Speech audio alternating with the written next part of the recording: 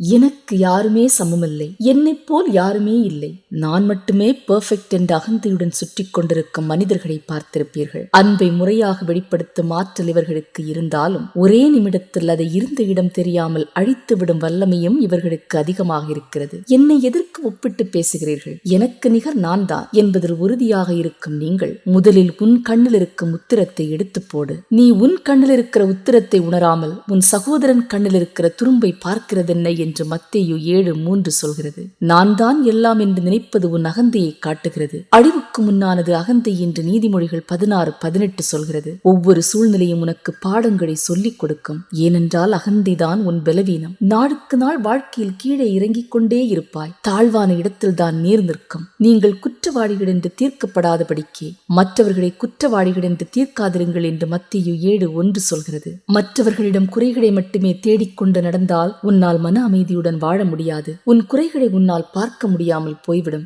எல்லாவற்றையும் நிறுத்திவிட்டு அமர்ந்து உன் குறைகளை முதலில் சரி செய்து கொள். பேசுகிறதற்கு பொறுமையாயும் கோபிக்கிறதற்கு தாமதமாயும் இருங்கள் என்று யாக்கோபு 1:19 சொல்கிறது. இப்போது இதை பேசுவது எனக்கு ரொம்ப முக்கியமா என்ற ஒற்றை கேள்வியை கேட்டு பாருங்கள். மௌனமாக இருக்க வேண்டிய இடங்களில் கூட முந்திரி கொட்டை போல் முந்திக் கொண்டு செல்லாதீர்கள். ஒரு நாள் எனக்கென்று யாருமே இல்லை, இறைவன் திருவடியே துணை என்று சொல்லும் நாள் வரும். தாழ்மை இருக்கும் இடத்தில் மரியாதை இருக்கும். அவர்கள் மட்டும்தான் மகிழ்ச்சியாக இருக்க முடியும். உன் ரகசியத்தை யாரும் பொத்தி பொத்தி வைக்க மாட்டார்கள். ஒரு நாள் சம்பந்தப்பட்டவர்களிடம் சொல்லிவிடுவார்கள். ஐயோ, நான் நம்பியவர்களே என்னை ஏமாற்றி விட்டார்களே என்று துடித்து போவாய். ஒருவர் முன்னேறினால் பொறாமை வருகிறது, தாழ்வு மனப்பான்மை வருகிறது. குறை காணும் கண்கள் ஒரு நாள் தனிமையில் வாடும் நிலை கண்டிப்பாக வரும். செய்வது தவறு என்று தெரிந்தும் அதை திருத்த மனமில்லை என்றால் நீ எப்படி வளர்ச்சியை பார்க்க முடியும்? எனக்கு நிறைய அனுபவம் இருக்கிறது, வயதாகிவிட்டது, எனக்கு எல்லாம் தெரியும் என்ற போர்வையில் உன் அறியாமை கூட உனக்கு மறைவாக இருக்கிறது. இந்த நபரை நாம் இழந்துவிடக் கூடாது, இந்த உறவு எனக்கு வேண்டும் என்ற சுயநல சிந்தனை உள்ளவர்கள் இவர்களுக்கு ஜால்ரா தட்டி கொடுத்து